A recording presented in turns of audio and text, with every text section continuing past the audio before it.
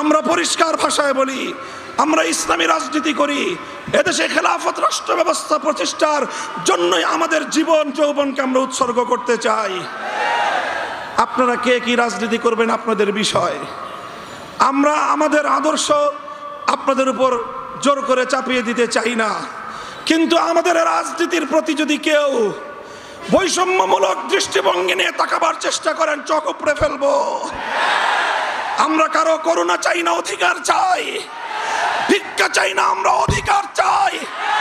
অধিকার যদি সহজে না দেয়, অধিকার আদায় করে নিতে পারি আমরা। রক্তের প্রয়োজন হলে রক্ত দেই, অধিকার আমরা আদায় করে নেই। আমাদের এই কথাগুলো, আমাদের অবস্থান এবং আমাদের এই বাংলাদেশের গণমানুষের সঙ্গে আমাদের রিলেশনটাকে নতুন করে পড়ে নেবেন। যদি কেউ যদি আমাদের ব্যাপারে অন্য কোনো ভাবনা ভাবতে চান, তাহলে আপনাদেরকে রাজপথে মোকাবেলার দাওয়াত থাকলো। সংগ্রামী সাথী ও বন্ধুগণ, একটি সুন্দর বাংলাদেশ গড়ে উঠুক, বৈষম্যহীন বাংলাদেশ গড়ে উঠুক। আর কোনো শিক্ষাঙ্গনে তোফাজ্জলদের মতো আর কোনো মানুষকে যেন এভাবে বিচার বহির্ভূত হত্যাকাণ্ডের শিকার হতে না হয়।